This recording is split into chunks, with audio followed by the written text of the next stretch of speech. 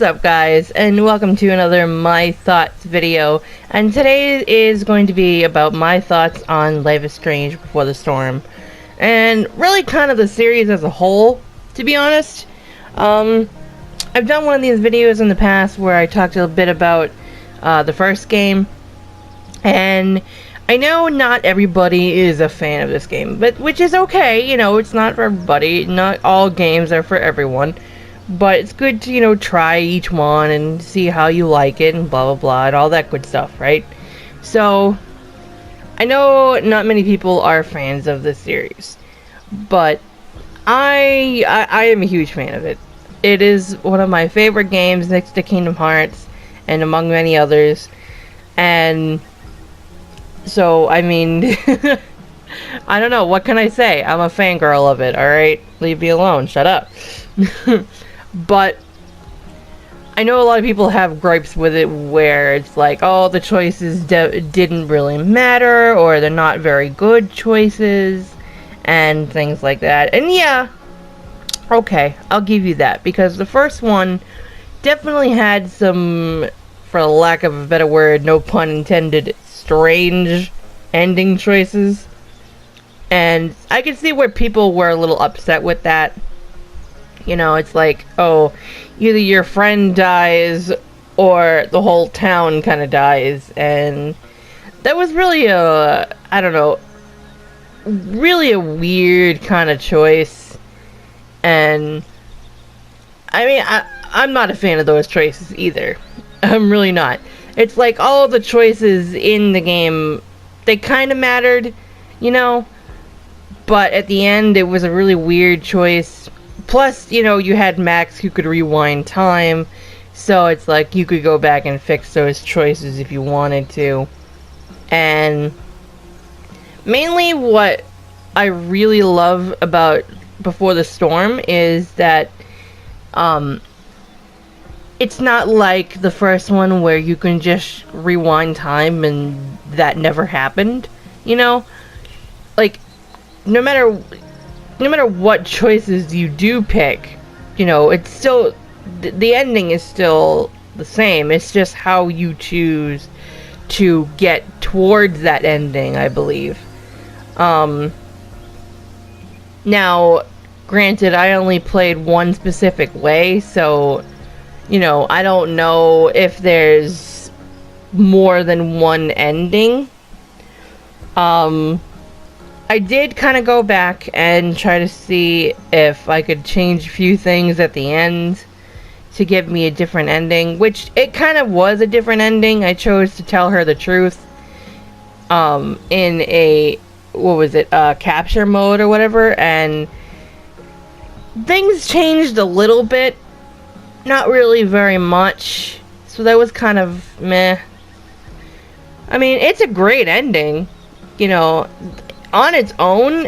If you decide to hide the truth, it's a great ending, honestly, and it's a really interesting message to me. The first one was all about, like, your friendship versus the town, and versus, kind of peer pressure, really. But this one, I believe, was a lot more down to earth with its deliverance of the message. Like, pretty much it's like, if you make this choice, you're stuck with this choice until the end, and that's how it is. There's no going back. It's just, this is the way it is, and you have to either make light of the situation or make it worse, in my opinion. And also, another thing I really like about this game is that there's a ton of other things that we don't even see happening half the time. Every character in this game has its own dialogue and its own story, that is just happening in the background, and we don't even know about it half the time. It's like, in the first one, we had Juliet with her whole pregnancy situation, and then in this one, we have Nathan having really severe daddy issues, which honestly kind of makes me feel bad for him, because I thought he was a straight jerk in the first. and now I kind of feel bad for him. You know, it's the little things that really drive it home. It's like, you know, you kind of, it's like this one character, you know, that you just absolutely hate. You think they're the biggest, you know, jerk in the world, and you wish they would just kind of go away. and then you see, you know, you see them off to the side, and they're upset and blah blah, and someone's yelling at them, or, you know, something is happening to them, and you go, oh, well, now I see why. You know, it's one of those things, and that's really kind of what made me go, wow, Nathan is kind of sad. Like, his family is just kind of meh. Another thing I really liked about this game is that Chloe and Rachel are like kind of two opposites of the same coin. Like, her dad is gone, he's dead, and Rachel's dad, he's there, but he's not really there, you know.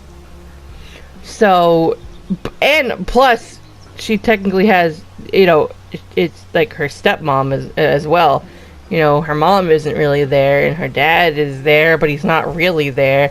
So, you know, I could see where these two would kind of, you know, kind of cling to each other, because they are both going through that same situation almost.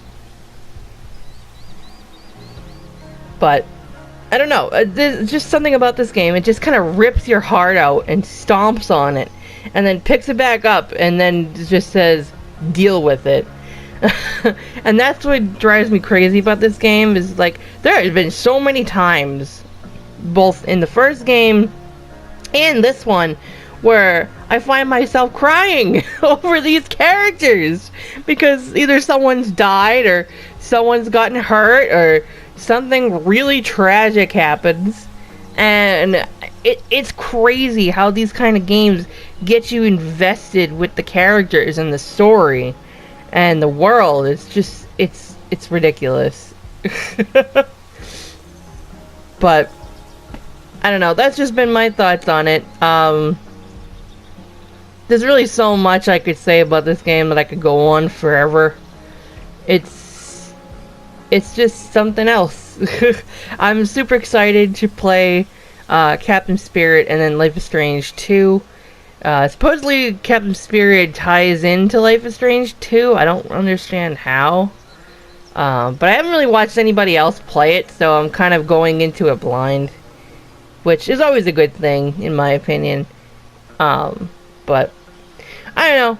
That's just been my thoughts on the game. Let me know what you guys think in the comments down below. Do you like this game, or do you not like this game? Do you think the choices could have been different? I mean, I don't know. I've seen Monkey Materia play it, and he's just tried to kill Chloe over and over and over again, and it's so harsh. And I keep telling him that, like, if you kill her, then there's no story. Because, I mean, in my opinion, Chloe is really, or was really, the main character of both. But just in the first one, Chloe's the main character, and Max is kind of like the watchful eye, you know, and things like that. But, you know, she didn't have her this time around, so but like I said, let me know in the comments down below what you guys think about this game. I absolutely love this game. I love the series. I can't wait to see more and more of it. It's a great series. It really is. Whether you love it, whether you hate it, it always has a little something to bring to the table that's new every now and then. So it's just a great game every now, you know, it's great. It's just a great game. So I don't know. Like I said, I'm gonna keep rambling. I'm sorry. Let me know in the comments down below how you feel about Life is Strange, either the first one or this one. Are you interested to play Captain Spirit and Life is Strange 2 and, you know, things like that? And, yeah, if you did enjoy, make sure to leave a like because that would be awesome. And subscribe for more if you like things like this and other game content. And I will see you guys next time.